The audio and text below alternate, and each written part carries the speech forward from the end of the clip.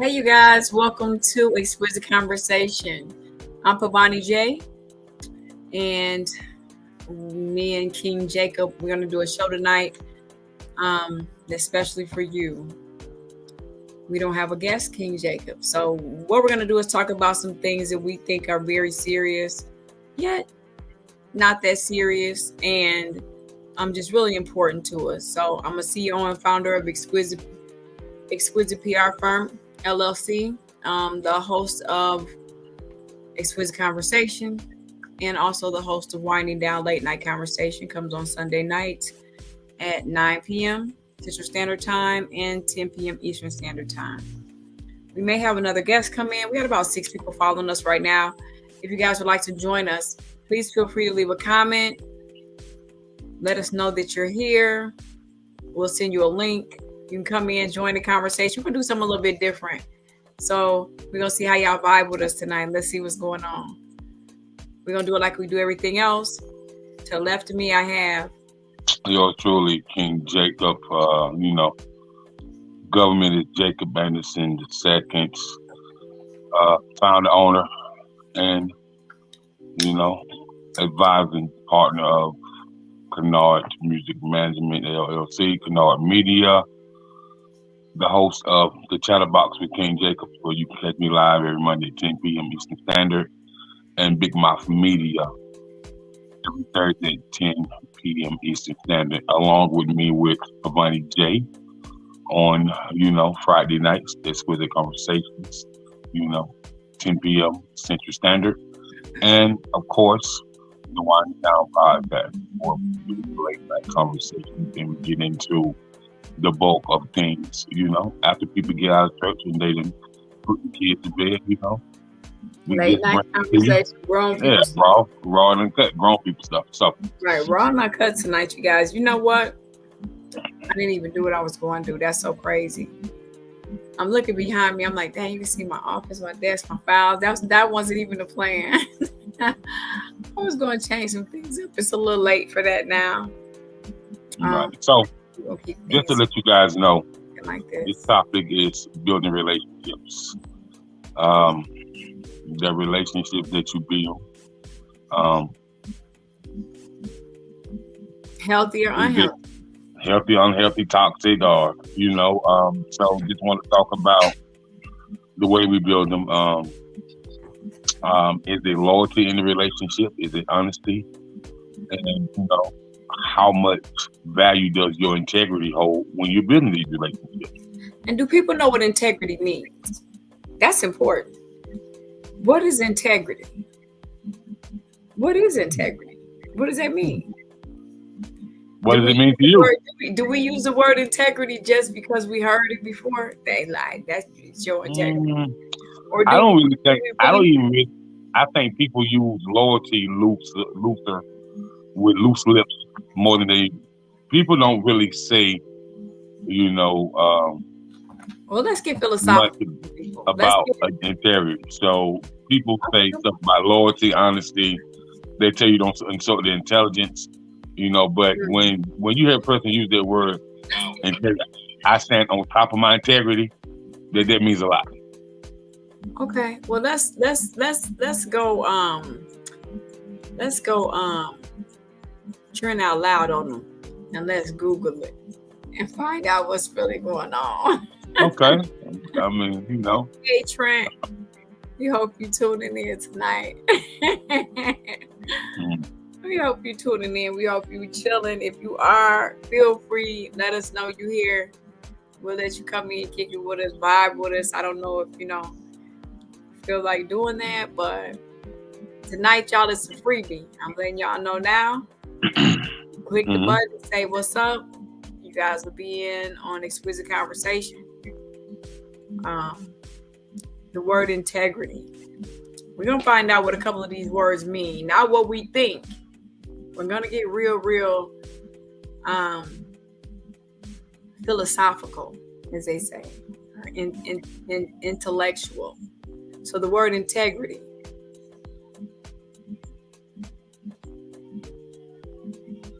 I'm going to try to turn this TV down about 17 times. I don't know if this lady, they want me to hear it or I don't know. So the word integrity, the quality of being honest and having strong moral principles, moral uprightness. Similar Mm-hmm. word to integrity is honesty and uprightness. The state of being whole and undivided.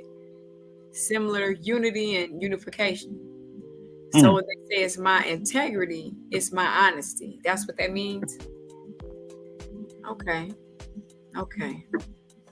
Soundness, robustness, internally consistent, or lack of corruption. I mean, all right, that's your integrity. Basically being Well, honest. you said honest, so I mean, one thing about honesty is my truth your truth. Is And then your there truth is my the truth? truth. You know what I mean? So It's not every story, and then there's the truth.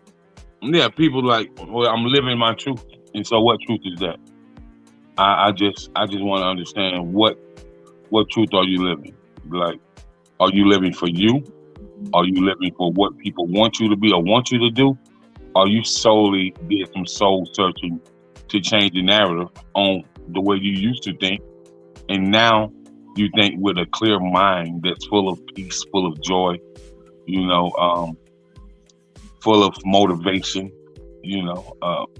So, what is your truth?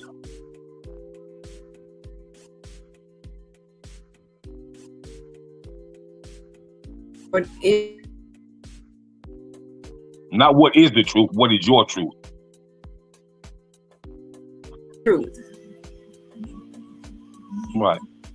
What is your truth? That just sounds like a wide array of questions to me. What is your truth?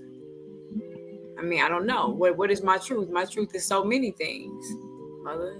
I mean, It my shouldn't be. It shouldn't be. it is though. It is It though. shouldn't be. Your It is. truth is about your life journey, how you overcame, and how you found peace of mind. So basically, you're saying, what is your truth? What is your testimony? What is your truth? Okay, Are so you a living testimony? Like absolutely. like how you overcame and what it took you to overcome, and how do you stand on top of what you overcame? So what is your truth? So it's a like I said, it's a variety of things. It's steps. It's a story that you're gonna tell. And loyalty. What does it mean to have loyalty, or is it just being loyal? Loyalty and alliance means faithfulness, owned by duty or by pledge or by promise.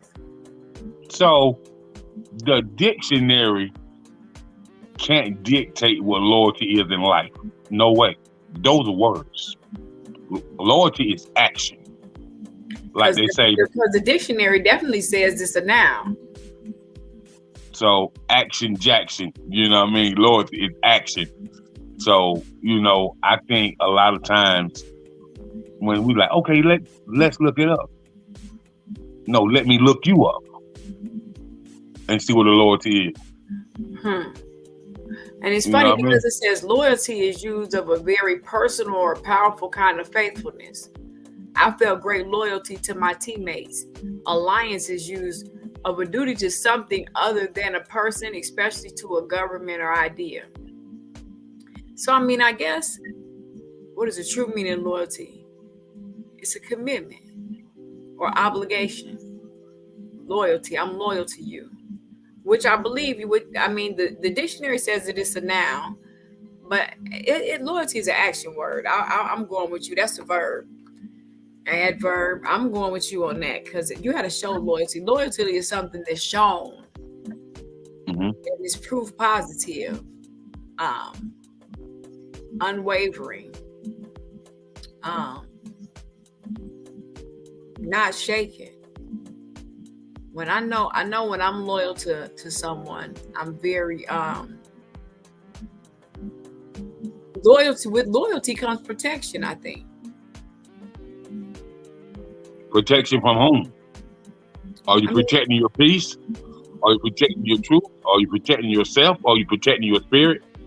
Like which I Which mean, if you loyal to someone else. Everybody should be loyal to themselves. But I'm saying if no, I'm that's loyal to you, then if I'm loyal to you, then I think that with loyalty comes protection. I'm gonna be overprotective with you. I'm gonna be. so. Do you think that everybody is loyal to themselves?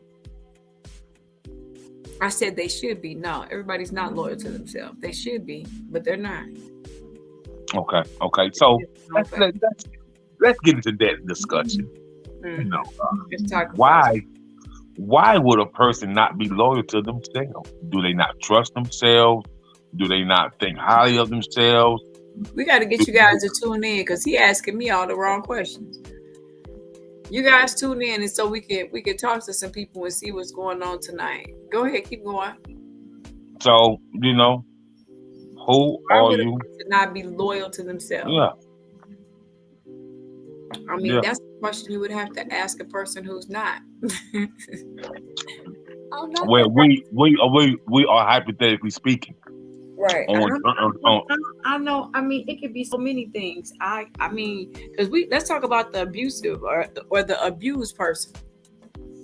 A woman okay, that's abused isn't loyal to herself. okay. You know, that So person. okay, that brings up another question. Not being loyal to yourself. Um, he's under pressure. He lost his job, or she just don't know how to cope with it. Her father never loved her, so therefore she don't love herself, so she can never be loyal to herself. Or his mother abandoned him. He don't love himself, so he can't be loyal to himself. So when do we, as the opposing people that did nothing but do right by this person, when do we say, hmm, this was pretty premeditated? So why should I stand and give somebody a second chance that thought about what they was doing? It's just like if you tell your homeboy, like, you know what, bro, when I see him, it's on sight, and you know, I got mine, with me too. It's on sight. So you thought about it, you announced it, thought about it some more, and then it happened while I was on site. So it's like with a man, like she said what to me? Really? So she said this while we was on a phone conversation, but she got to walk her ass through that door.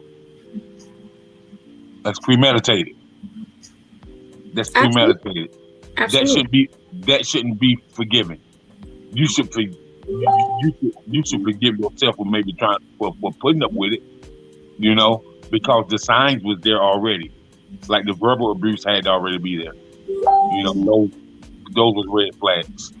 But people chose to ignore them a lot of But times. before the verbal abuse, man, before that, if you are in tune with yourself on every level, if you're in tune with yourself, you feel something before that when the trickery is going on.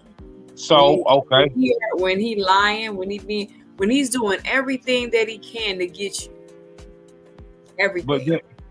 that still raises a question though. What's the question? If it's there and you see it, Mm-hmm. you don't want to admit it, you in No, denial, but it's still there. But you still choose to stay. What makes you stay? I don't know if it's I don't know if it's when you saw it in the beginning before it got there.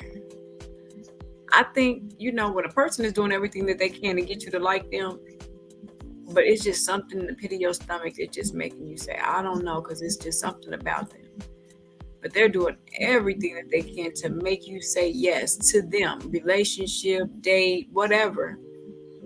You don't see what's down the road. You just feel something.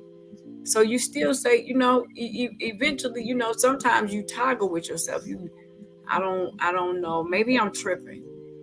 Maybe I'm just, suspicious about everything. And you might go against the grain, which is going against yourself, going against that gut feeling. You know, you might not see anything. Because a woman always says to herself, what if it's that man? What if it's him? What if it's this man right here? I've been treated so wrong.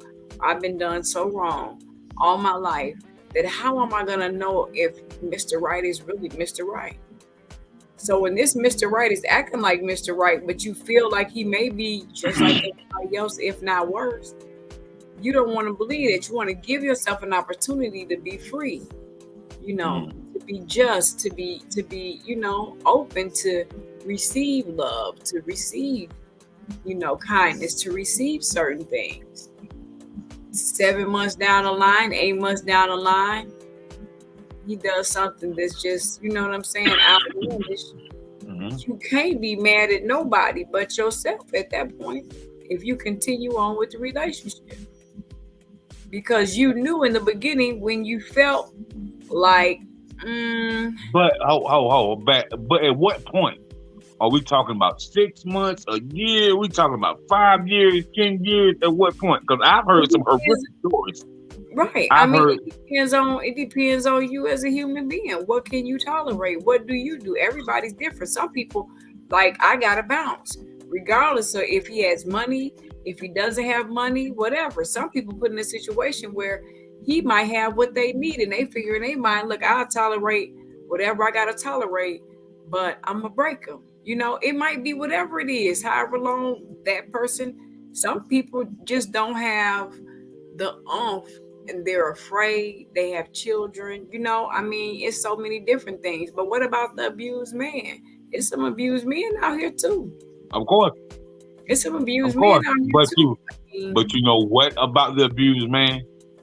And just let the record show. I'm gonna say this about the abused man. So you called the popo, and you was like, "This woman is abusing me." Well, excuse me, sir. Come again? Mm-hmm. This woman is abusing me. What is she doing? So you tell the police what she's doing on a consistent basis, and they never take you serious because you're the male. Where y'all live at? No, Nicole, you gotta understand. We're not talking about teeny weeny men. We're talking about real men. No. Where I live at, Nicole, I'm in the Chicagoland area. If he calls the police on you and you have a mark on you or anything, he taking her to jail. It's just what it is. I don't give a damn if he's 6'5". I just find a hard time believing that. I really do. It is what it is. I have a hard time in America. I have a hard time believing that. In Illinois, that's a part of America. So I have a hard time believing that. Well, you gotta have a hard time believing that, because where I live at, it's happening.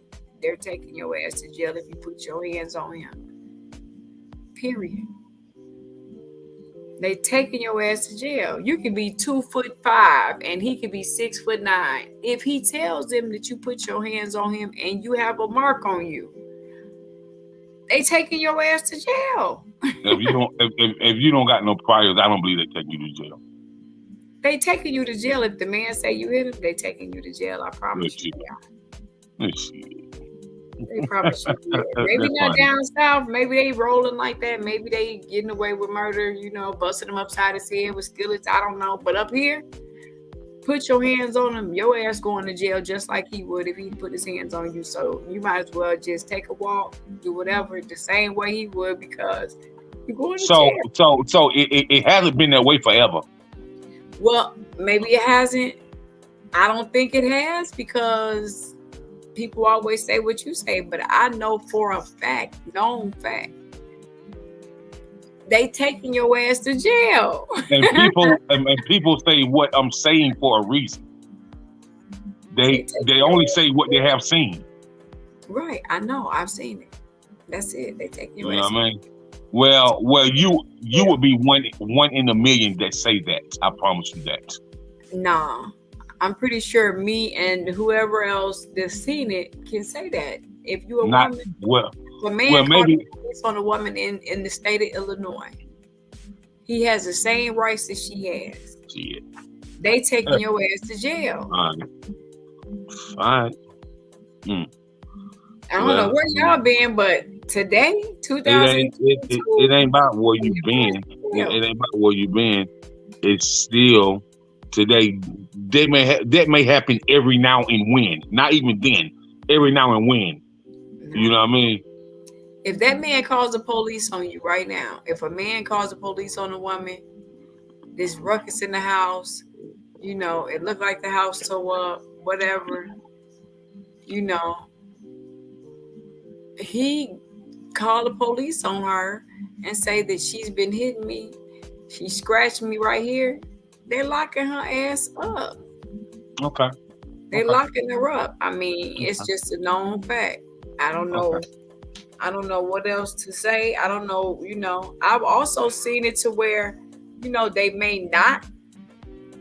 They both go to jail. But I've never seen not one person, one or the other, go to jail. Somebody going. If they come, somebody got to go to jail. Somebody going. They're not going to just come out here and talk to y'all and you just said that he smacked you. You got a red mark on your face. Okay, sir, put your hands behind your back. Okay, so Pavani J. Yeah. Okay. They're going to jail. But yet they still let him return to that address. I don't think that that's how that works. I think that there's like a 72 hour thing where they can't be around each other or something like that. 72 hours? That's crazy. It shouldn't be a period, man. Like, right, that's common sense. But if they're residing in the same home, I think it's like 72 hours something that they can't be around each other. But outside of that, there should be a restraining order that takes place. There should be some things that fall in place. But what about the people that do this all the time and go right back to? So is that like saying, well, okay, 72 hours, you can't be around her, but you can go back and fuck up in 72 hours. Or fuck him up in 72 hours. Like, huh? Like, what? Do you hear that speaker? What speaker? I guess it's the people in the building downstairs. I'm like, y'all hear that noise? What the? I just don't get it.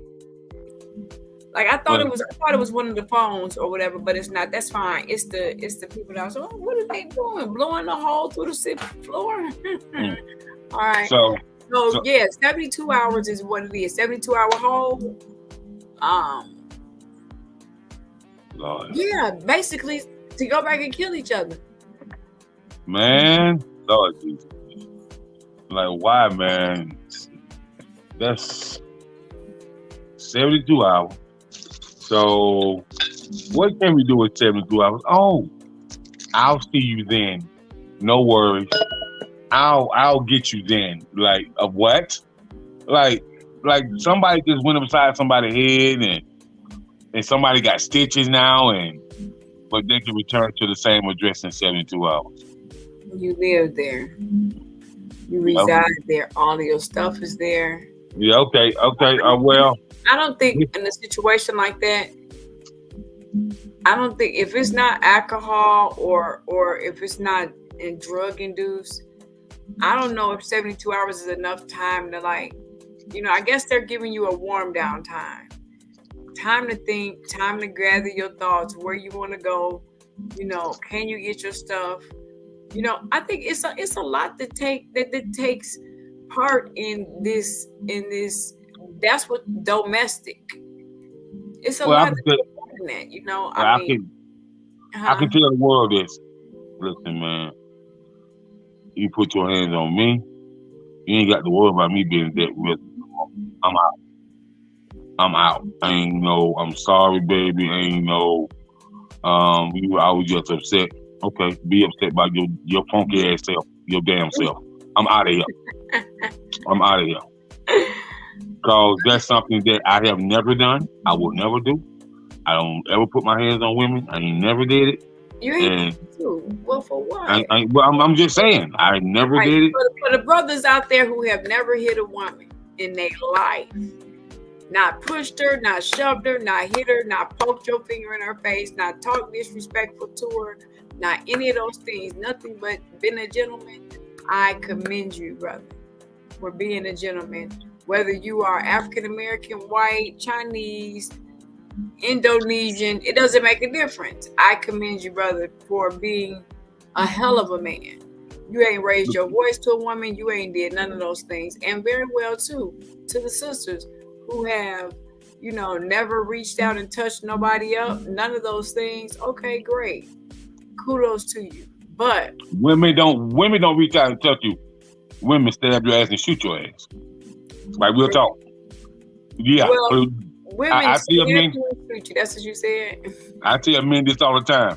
Man, don't do that, bro. Don't do that. Hey, listen, bro. Like, if you feel like you gotta do that, you get in your car and leave and stay farther away, bro. Stay farther away you can, cause when you push her to that point, all right, okay, play with her if you want to, but all right, play with her. And that's the thing. Is he antagonizing her? Is he pushing her? Is he starting something? Is he trying to make her knock his head off? Is he in her face, or is he just talking and just bothering her? Is he cheating on her? Like, what's going on in the house that she done hauled off and just whammy bammy his ass? Like, what did he do? Women just don't. You gotta be an aggressive woman to just walk around and punch on your man. Now, don't get me wrong. I done seen some real crazy stuff on Facebook where a girl just be attacking this guy. He trying to chill and listen to music. She snatching his face and just acting a fool. I'm like, she gotta have a mental disability or something. I've seen some real crazy stuff, but just like real regular people might have had a drink. Somebody might have had a drink too much, and then they feelings. Something like that going. You gotta really be.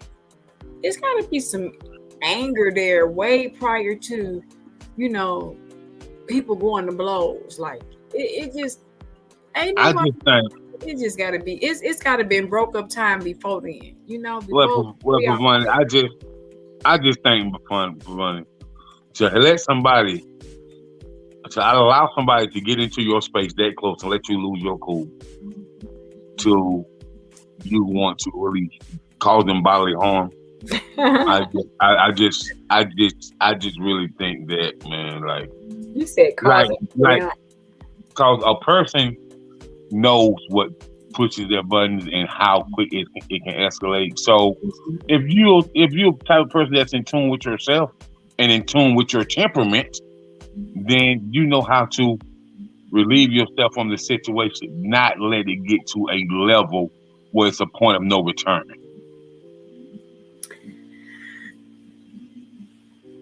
I guess some people can, some people can't. I have a lot of self-control. Actually, I am very controlled temperament person. I am always at a, I'm always like right here, like I'm always at a. So if I lose my understanding, people around me know that something had to happen.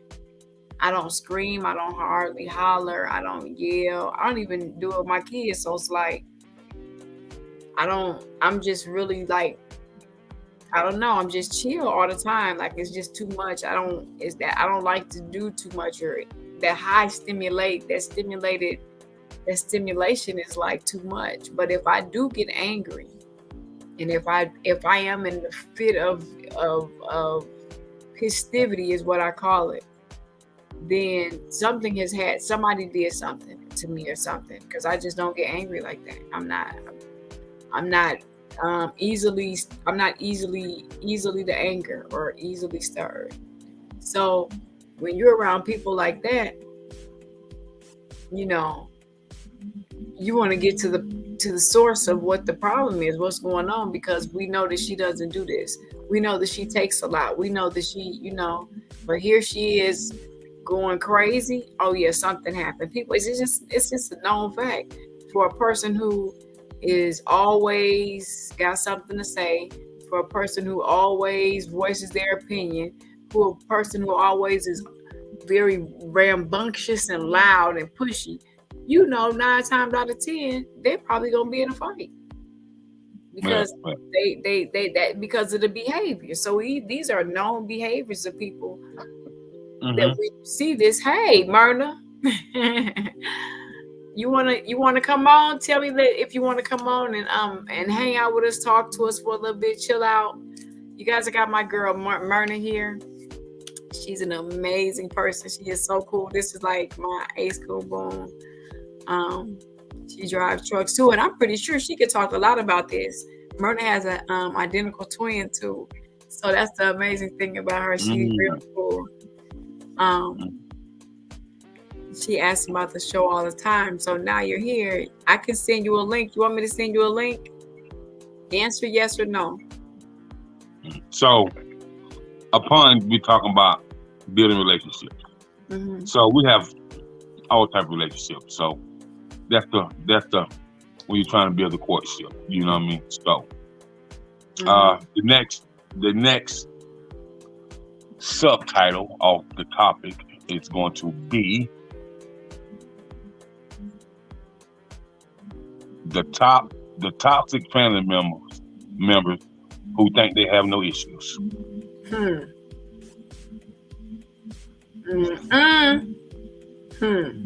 you go, that mess. There you go. So, how do one have peace of mind around that toxic family member that just won't let shit go, that always got something to say, that think they're right about everything, and that think they boo-boo don't stink? Like what? Like, how do you get around that? And no matter what you do or how well you treat them, it's always gonna be like a slap in the face for you. You know what I mean? Because they gonna do something to jack it up. They gonna do something to try to steal your peace. So, toxic people that's blood related to you. Toxic people that you're genetically connected with. So how do we deal with these type of people? Or is it a process? Or what type of mental capacity do you have to deal with these people? First and foremost, for me, my people say I only come around every 10 years. They say I only come around every 10 years. But I don't know. We can get them on here and let, and ask them. I don't really, I don't know. I really don't. We chill. Like, we not, you stay away. Right. Right. Hey, Ellie. Right. That's someone else, Ellie. Hey, Ashley, you guys. Ashley's in the building tonight. That's the other part of Exquisite PR Firm, LLC. She is the West Coast Division media coordinator, and she's out here doing her thing. You guys, thank you for all the stuff that you guys do too, and all the interviews and all that to make Exquisite Conversation, Exquisite PR Firm Chatterbox, and Big Mouth Media what it is. We're talking about emotions, feelings, loyalty. We talking about all of that tonight. We letting people in, whoever want to come in. We doing this thing just a little bit different. If you want to vibe with us, if you want to kick it with us, you want to talk to us, come in. Myrna, I sent you the link. Go ahead, hit the link, put your name in there. We'll let you in. You can conversate and kick with the Exquisite PR Firm tonight. Chatterbox, and you also be able to kick with Ashley Marie PR agency and modeling firm. She has her thing going on, so you'll be able to talk about relationships, emotions, family, and what we do about it. Again, if you want to hang out with us, follow us. For me, Ashley, I really wish you could get Trent out loud on here, like real talk. I know. I swear, I was just like, if Trent is in the building, where is he at? Trent, you want to come kick it with us tonight? Come on. Oh, Lord. Come kick it with us. He probably would have had fun with this conversation, too. Yes, I know. Trent, we talking about you tonight, baby. Listen. What? The thing about this is, ask her the same question you asked me, and let's see if she can answer it. Which question? The very first. The one about the family? Yeah, that's why I hopped in here. No, not at the. Not, well. The very first one about the integrity part, the integrity, the word integrity. The word integrity. So I mean, people talk about honesty and loyalty, but when you got a person that talk about the integrity, know what integrity means to them and how they can understand it, so it's understood, and then they can overstand it so they can stand on top of it. That's a whole different beast. So do you feel like a lot of people that's walking on American soil understand what integrity is? No, and yes. I mean, for me, look, somebody talking about getting a press release threw me all the way off. Where they at? It's for Curves Fashion Week in New York. Okay, we can do it. But we'll talk about that later. Right. Forgot about that. Where's the money at? Just calm down. For integrity, like for me, just calm down. Actually, don't come on here and be starting no damn trouble. What I do? Just calm down. Just calm down. Family, I ain't do nothing. I can't help it. There you go, man. There you go. And you already know. Here, two in the back. What you say? Where is it at? You already know, man. So the toxicity of the family member that's genetically connected to you, no matter what, and how do you protect your peace from that person or those people or a group of cousins that may get together that always got some shit to say? Blase, blase, blase, blase. Or that auntie, I mean, just because her kids always in some bullshit and you and your siblings are not in bullshit, your mama think her kids better than everybody's kids. Man, mama, can you get your fucking sister? Can you get her right now? Because she doing too much. You know what I mean? Like, get her. Just get her. Never. Yeah, you know what I mean? I mean, there's so many stories. I agree with Elle too. Like, she said, like, your family will be the first ones to wish hell on you. Yeah, sometimes that is true. Like you said, I'll stay away. Like me, I'm kind of like, I'm not gonna say I call myself the black sheep, but I move different. And that just is what it is. Like, I don't have time for drama. I don't want to be around your drama because a lot of family members will come to me and be like, we need you to mediate. I'm not trying to mediate. That's between y'all. Y'all handle it. I want my peace, and that's just how I be. So sometimes I just be on my own with me and my kids, and that's just how it is. And if that's how it gotta be, that's how it gotta be. And mediate? What? No, nothing extra. What? And mediate? Man, it's like this. I got choice with, man, that's y'all shit. Keep that shit over there. Like, I don't want none of that. My point exactly. Why I need to mediate. You know what I mean? Especially when it has something to I think we all are the black sheep. Ellie, I think we all are the black sheep. I'm the black sheep. So, Elle, would you like to join though? You know what I'm saying? Like, that's, listen, I hear a lot of people I am the black sheep, and them facts. That's facts. I'm not even making that up. But see, I hear the person say that all the time, but a lot of times I don't hear any of the family members say that.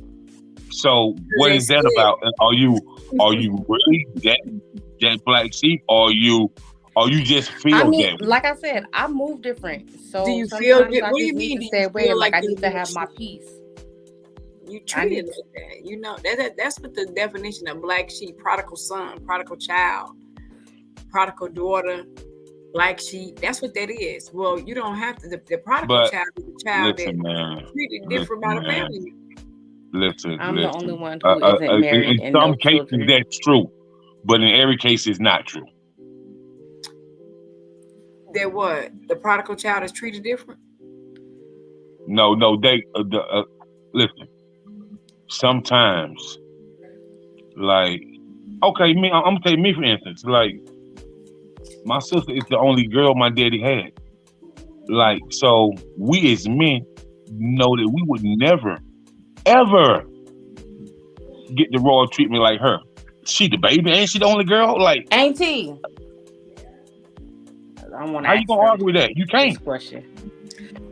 Well, being in my family where there's all girls, and I'm probably the one that Caleb, had to do things the most. Like they would always tell me, "You're like your father's son." how do you So stay away not that from I'm a a boy or family anything member that's like always that, causing but drama? I did everything in my power. He did everything in his power to pour into me. So I don't think, for when I don't mean I'm the black sheep with my father, but I am the black sheep of the family. Mm-hmm. Not with my father, though. I wasn't. My father, I was the apple of his eye. He said it all the time. But with other people, I was a black sheep of the family. Yeah, definitely. So I mean, it could be different people in the family feel different ways. Your mom may think you're awesome. Your father may really love you, but your sisters and brothers treat you like crap. Okay. Auntie said, "Don't get her to talking." Yeah, why don't we get her on the line and see what happens? She done walked out the room, and she was like, "I got hold on." I said, "Don't get me to talking," and she done walked out. I would have So loved to hear what she had to say. I'm just curious to about how is this toxic family thing in different households, how it is in the black culture, how it is in the white culture, how it is in the African culture, the Puerto Rican culture, the Vietnamese culture. Mm-hmm. Like what is it what do other people consider, the black sheep? Because I'm gonna tell you quick, man. If a white person cut their child off, they cut off for life. Trust fund going, all that shit. Ain't no coming back. I think that the same goes for black people. I've been hearing a No, lot of no, African no, American people nah, say that. nah. Well, Black people. where I come from, I've heard, people with people who feel like they got money, kids who got mother, stuff like that. I've heard them say that to me, like, well, he ain't getting none of my insurance. I took his ass off my list. I've heard that a few times. I've heard that too, a lot. But From black I people, have a but question. yeah. With all of the whole family and toxic family members and everything like that, do you guys feel like you guys are trying to, or have you started the process of breaking those generational curses that are in your family? Well, I can say this, as far as in my immediate family, it's not. But I can say What about it? cousins and homies and stuff like that.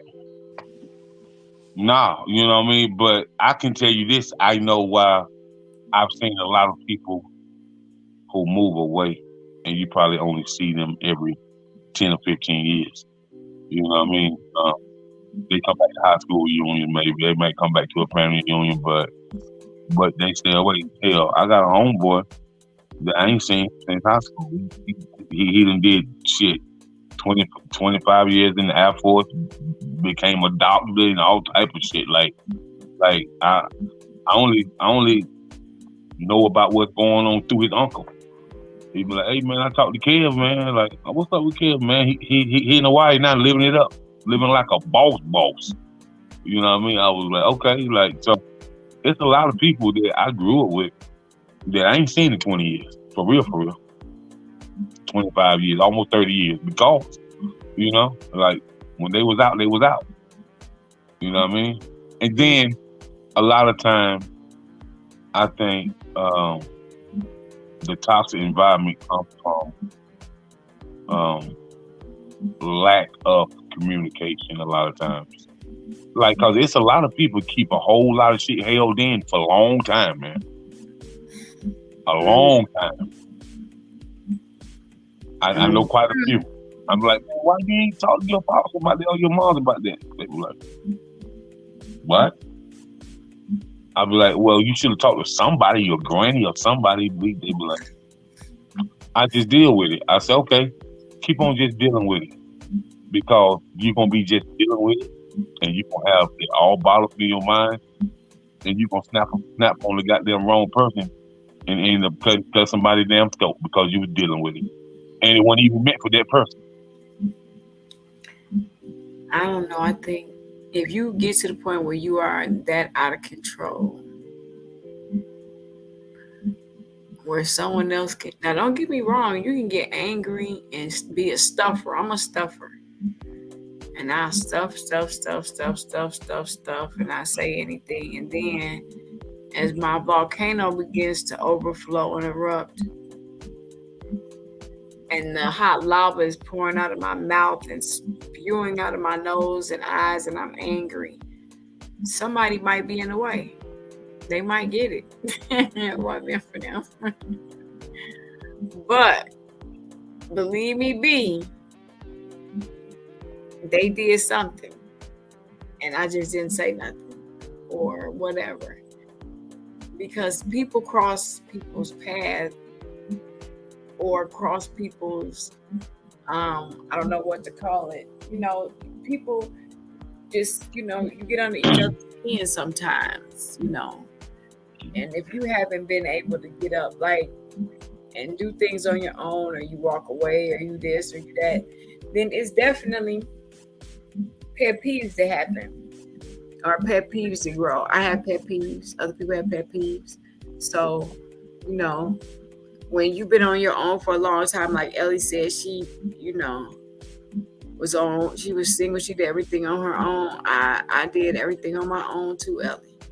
Well, speaking of Ellie, parents, but you know, speaking of Ellie, you know, I just want to piggyback off something she said. Well, her mama didn't raise her, her grandmother raised her, and then she said everyone else had their mothers in the home with them. This is what I'm gonna say about grandmama, and listen to me really, really good. Like a lot of times, a lot of people who I see that was raised with their grandmama, these people be that deep. But their brothers and sisters that was raised with their mama, it's like they got all the problems in the world. Like real talk.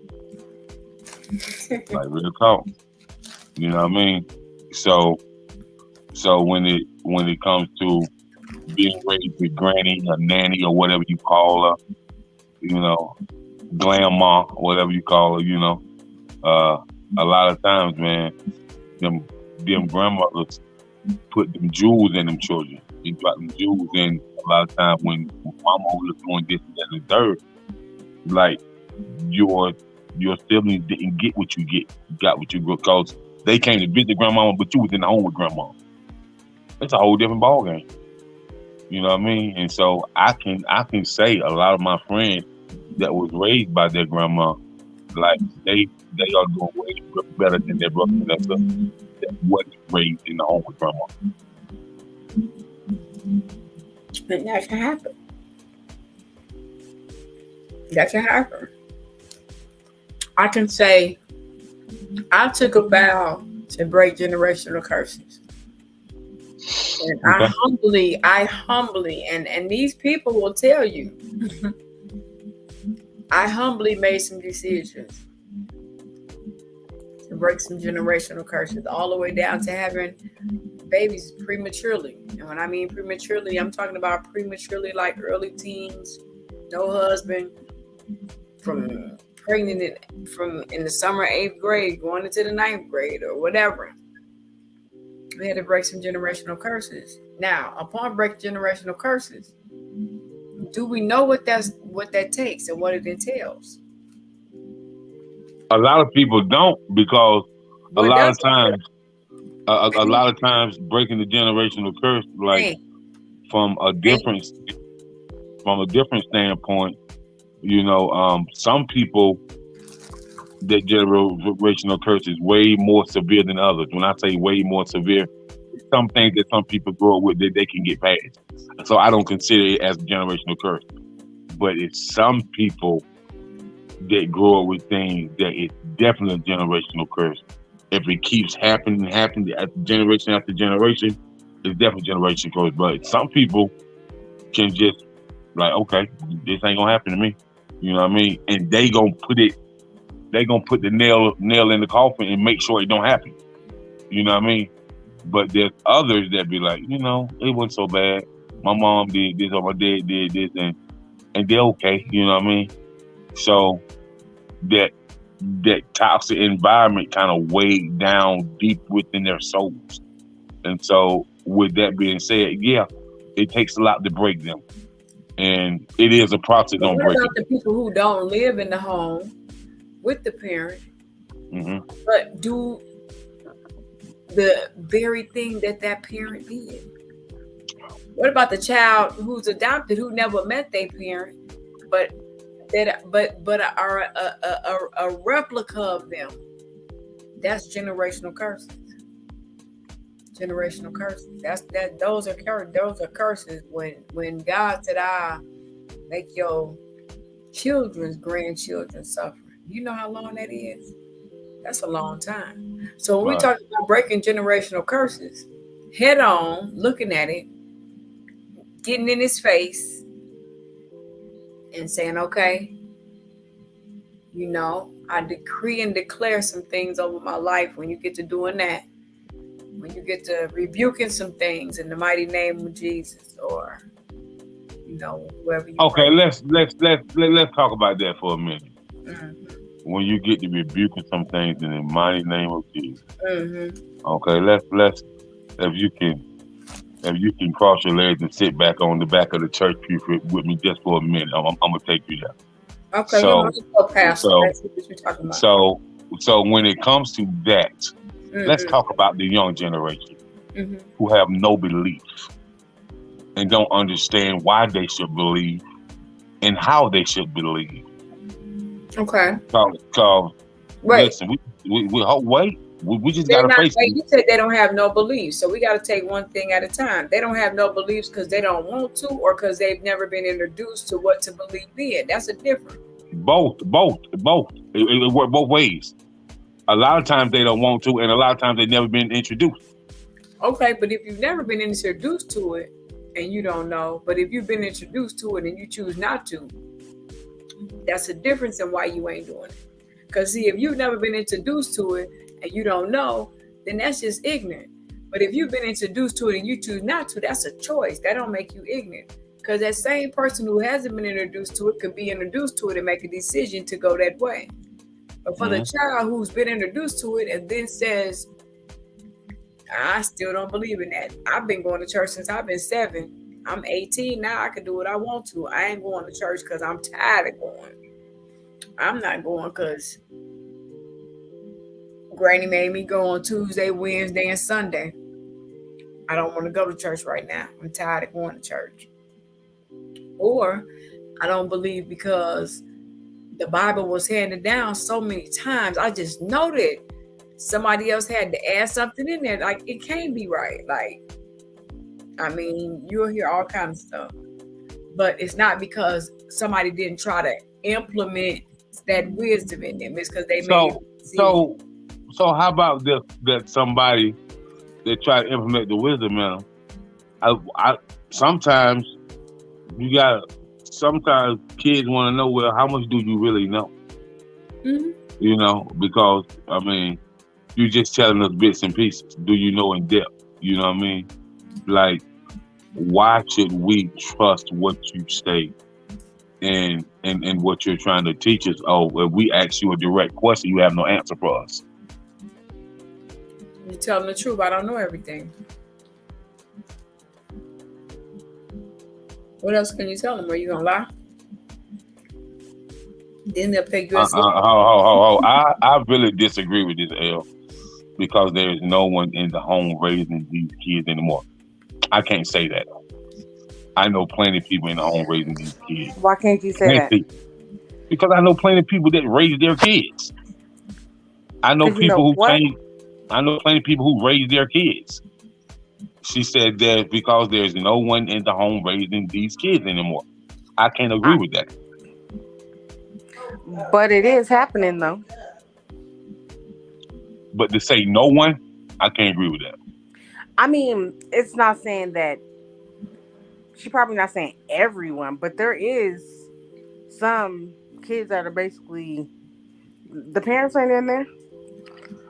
And I Okay. mean, Club. a lot of it has to do with the times that we're in. Yeah, It she has at to do with what? the club on Monday, Tuesday, Wednesday, Thursday, The Friday, time, Saturday, and look, Sunday. the time that we're in right now. It ain't got nothing to do with the time, man. Like, Yeah, was it it? do. No, it don't. No, it don't. It's all about. It's all about your upbringing. I don't care what nobody say. It's all about your upbringing. If something is instilled in you, because a lot of times it's not instilled in the kids that's having babies now. A lot of shit wasn't instilled in them. By who? Because there was no one in the home raising these kids anymore. But it's a whole lot that are raising their kids in the home, which people don't give them credit for. How about that? The ones that are in the home that people don't give them credit for. Credit for what? I don't understand that. You don't understand what? What don't you understand? Why do you need credit for raising your child? Everybody tries to act like that kids are raising themselves now. And I can tell you that a lot of times that's not true. In some cases it may be true, but not in every case. No, but that's not what we're saying. We're not saying that it's happening in every case. We're saying that it does happen. It does happen. Of course it happened. It Yeah. happened back in the 70s. I mean, it happened in the 80s, it happened in the 90s. It happened in 2000s. I mean, ain't nothing new under the sun.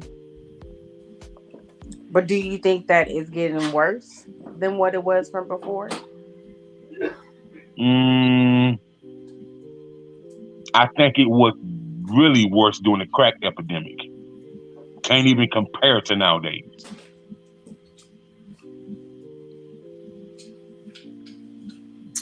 Mm-mm.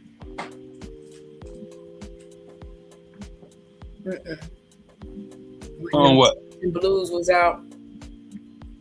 You want to say the drug era because crack was bad, but heroin was worse. So Okay. people was watching their mom. But so Nicole, that depends on where you lived, because heroin wasn't everywhere. Why wasn't it? Because it wasn't, man. Like in the South, the epidemic was crack. Up north, it was heroin. Up north, it was crack and heroin. Up north, it was heroin. Up north, it was crack. Up north, it was any type of drug that they could do to have them inebriated. I don't know about down south or over there. Yeah, of course you don't know about down south. I know that they would go south to get it. Y'all closer. Okay. They were closer to Colombia and Mexico than we are. It got to come to get here. Okay, that's fine too. But heroin was an up north thing. It was not a down south thing. Well, whichever it was, whether it was up north or down south, somebody being vacant from the home, or I can tell you this. So you know a lot of people that raise their children and their children still are just dysfunctional. Okay. No, I'm asking that question. So you said I know a lot of people who raise their kids and they can. So you know a lot of people who raise their children and their children are still dysfunctional. And I know a lot of people that raise their kids and their kids definitely make some of themselves. Definitely did what's right. That's what I'm saying. So give us a ratio. Give us a ratio on what you've seen. Give us a ratio on you've seen people raise their kids and they become something, and you've seen people not raise their kids and become something. About 60-40. It's about 60-40. It's about 60-40. 60-40 on what? 60 on them becoming 60 on the good, 40 on the bad. Okay, what about the 60? So the bad is where you're going to consider no one being in the home, or you're going to consider them being raised by their grandparents? I'm going to consider the father not being in the home, and it makes a difference. It makes a difference if a father's not in the home. I agree with that.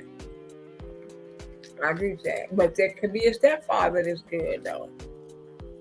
What do you think about that? Stepfather could never Well, no, control no, no, Nicole. I'm talking about period. No man in the home, period. We're not gonna be bringing a stepfather. I'm talking about no man in the home, period. Okay. Of course, a stepfather can take a child in as his own and do a great, awesome job. I've seen it happen a lot of times.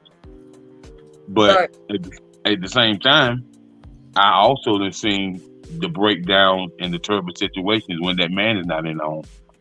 I ain't gonna say it does. It always happens, but it happens a lot. Because I also seen a lot of single mothers raise their kids to the fullest, and these kids be phenomenal.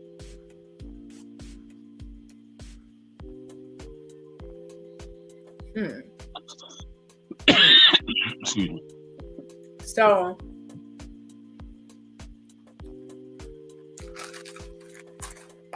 it started off with a generational curse. Okay. Then from generational curses to children being raised up in the home with parents or no parents, or it came about because Ellie said there was no one in the home raising the kids. And that's a whole nother topic. What she meant was they're at work. She didn't mean like they were just in the house living on their own. You know, she meant they were like at work. They're at home, but at work. Okay. And I'm assuming that because she said we have to leave to go make the money, you know, keep roof over their head. So you can't watch them all the time. And she also said I didn't have a male or father figure in the home. I didn't have a male. Okay. And see, that's something that I can't relate to. I had a father. I lived in the house with my mom and my dad. So I don't know. I can't relate to, you know. Yeah, I can never relate to that either. Like, I don't know what that would feel like. Right. So she said right. So I don't know what that would feel like. I don't. I can't have sympathy, or I don't know. You know. She said she was raised by her grandmother. Mm-hmm. Okay. Now, here we go. Let's talk about that.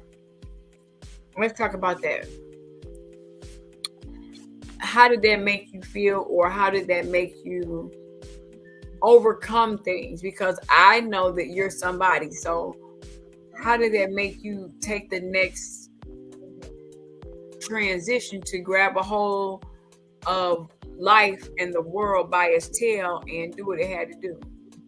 So, but you know, AO says that they had 2 or 3 jobs to provide. So, you know, I kind of want to know what it was like over there where she's from in Guam compared to the U.S.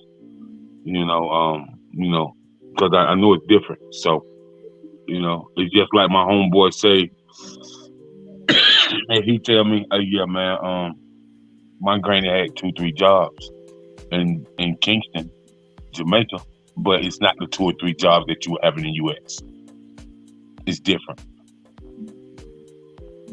I don't understand that. It's different, okay. Like the money that they make. Yeah, of course, Nicole. Like, what else would be different about it? Of course, it's different because money. They like the dollar over here, and and if they take that dollar to Jamaica, it's worth way more. Right, we know that, but I'm saying if you working 2 or 3 jobs, and the dollar amount that's over there is different than the dollar amount over here, they're still not gonna. The price of living has to match that dollar amount over there because it's a democracy. So with it being a democracy, she working 2 or 3 jobs. Is she working 2 or 3 jobs? You got to sleep. You can't work 2 or 3 jobs. You can't work no 24 hours a day, 5 days a week. It's not gonna happen. What you got? 2 full times and a part time? Nah, I've done that before. I've done that. Of course you have. And provide for my children, to pay for college. I've done that before. So but the dollar amount over here is different than the dollar amount over there. So when the dollar amount over there and they're doing that, so that's what I'm saying. How is it different? What's different about it? Stressed, strenuous, tired, exhausted. What's different? The money is different. Okay. The money is different. But at the beginning of the day, at the end of the day, what part of when they work in 2 jobs, 3 jobs, what is it allotting them? Just the roof? Is it just like barely making the food? What? Barely making ends meet, man. Like you got a you got a 2-bedroom house, and you got 14 people in there, or you got 10 people in there. I'm still not getting it. You have 14 Okay. people. Yeah, they do that over here in the United States. They had 2 to 3 jobs just to provide for you, Ellie. They had 2 or 3 jobs just to provide for you alone, or were you with your siblings, or?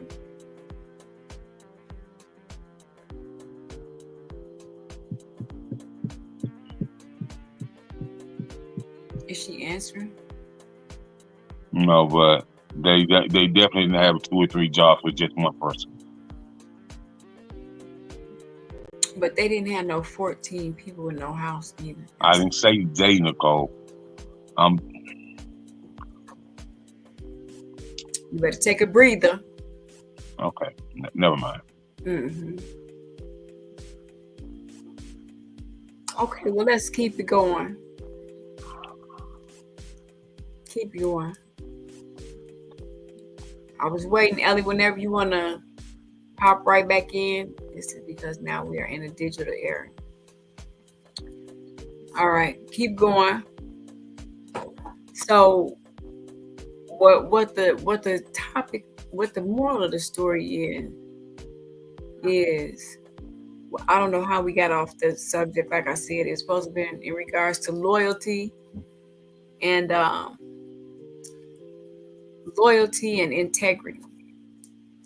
But we got on the subject of children. No one is in the house raising the children. That's how we got off this subject, Nicole. Right. No one in the house raising their children. That's what she said.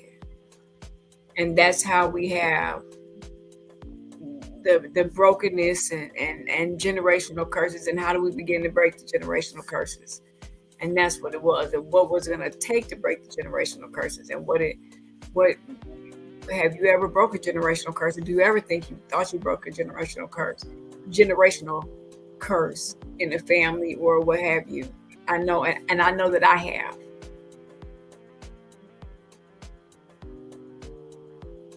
Oh, she said, no, I'm saying some parents have to have 2 or 3 jobs just to provide for a family. Hence me commenting that there's no one home raising the kids nowadays.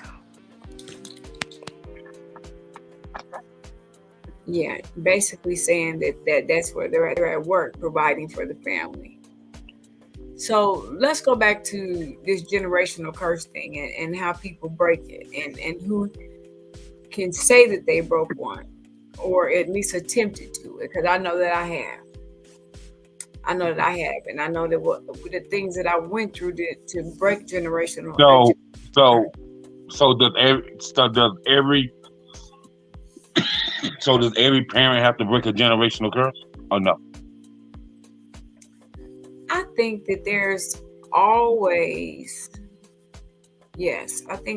always something in a family that has trickled down, whether it's really, really big or maybe something small or of secret that, that needs to be adjusted if it's acknowledged in that next generation.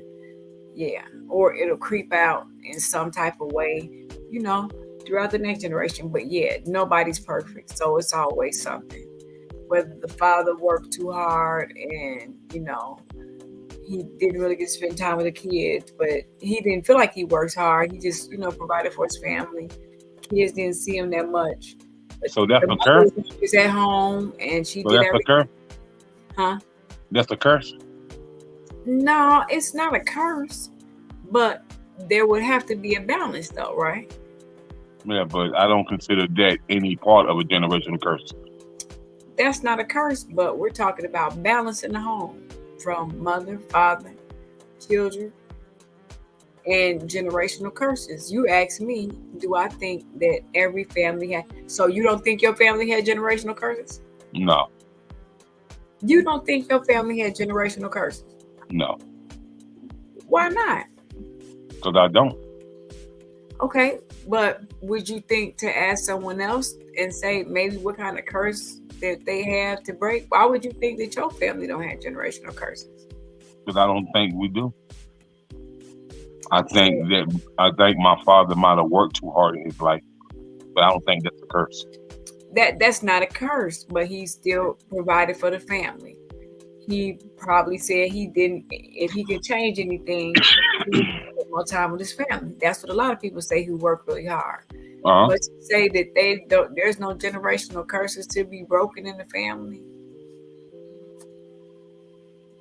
I think I mean, even if it's something really, really small that people don't want to talk about, don't want to know. Maybe something small I can't think of, but I just mean, off the top, it could be when anything. It could when be I any, had generational curses, boy, some of the stuff I done heard is unbelievable. For real, well, for real. again, generational curses can be really, really big, or it could be something that's small that Nobody's family is perfect.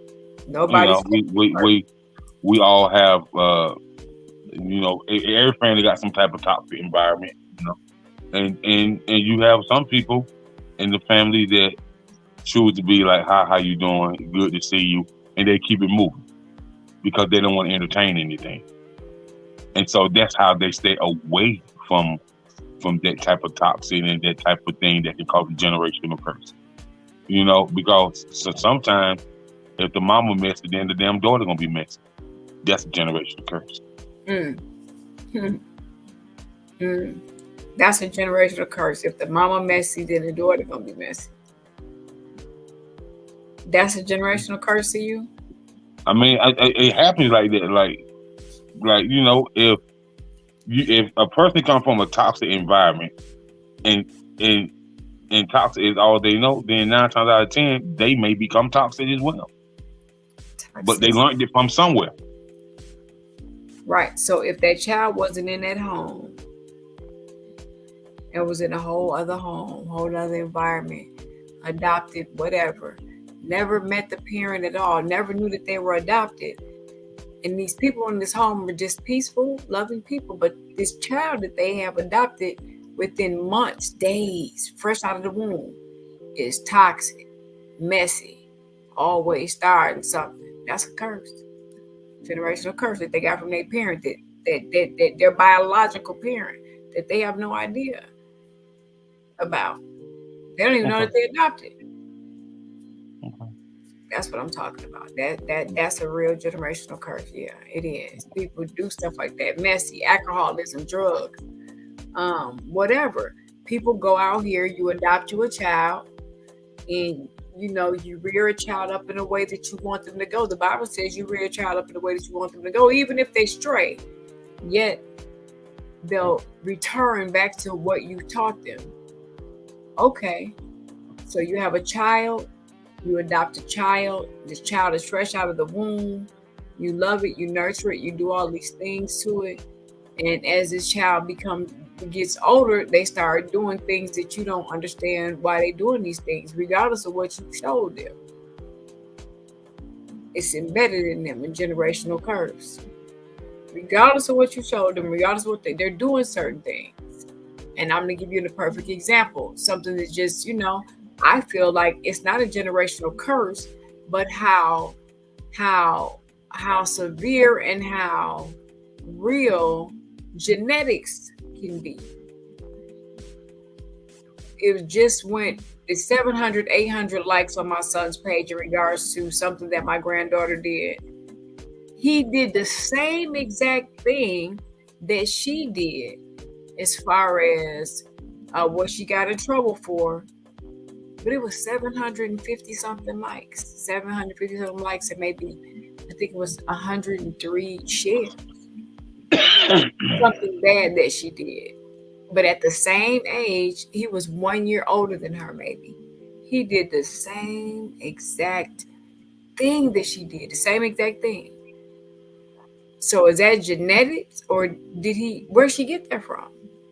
It's got to be genetic because she didn't No, know she didn't know he ever did that. absolutely. Absolutely. She had no idea he ever did that. So I'm saying how real it is, as from being a grandparent, from me being a mother that's not 90, 80, 70, for me being 44-year-old mother / grandmother, and I'm watching it. I'm paying attention. I'm looking at my family, watching these things happen. How would she even know to do that? How would she know? At the same age as her father, same age. He was just a year older than her. That's genetics. I mean, it was just too much of a coincidence, like too much. So that means, like I told him, now that you see this, everything that you think in your mind that you possibly could think, everything has to be reversed. However you gonna raise her now, right? Because now she thinks just like you did, exactly like you. She gonna make the same mistake. So now you start reversing everything. You start turning everything around. You're gonna have to. Because now you know exactly what you know, every move she finna make before she make it. She don't know that though. She gonna lie. She gonna do all this stuff, and you are exactly a replica. She's a replica. You just a girl. Generation. So, and if I'm mistaken, I think I probably tried it when I was the same age before I had him. I'm just saying, the thought pattern of an individual, the DNA of an individual. I'm just being real. I believe I did it before. I think I did it. If I'm not mistaken, now that I'm saying it, I think I remember. And I got an A. I think I changed it to a B because I didn't want to be on the high honor roll. And I didn't like when they called my name because my last name was Jordan. And I used to go sit on the toilet and stand on the toilet with my feet because when they said my name, it would make me cringe. So I turned an A into a B, I think. That was dumb, but I did it. That was dumb. But yeah. Yeah, we almost out of time though, Nicole. We're about 15 minutes over. Definitely 15 minutes over. So you guys, we had a Russell Bustle conversation. And I don't know what else to say. You guys sign up to be on Exquisite PR Firm. I mean, not Exquisite PR Firm, but Exquisite Conversation. And on Winding Down Late Night Conversation on Sunday nights. What happened to Ashley? She has disappeared. We love y'all. Talk to you guys tomorrow. Or talk to you guys later. Or say peace and blessings. But see you later. All right.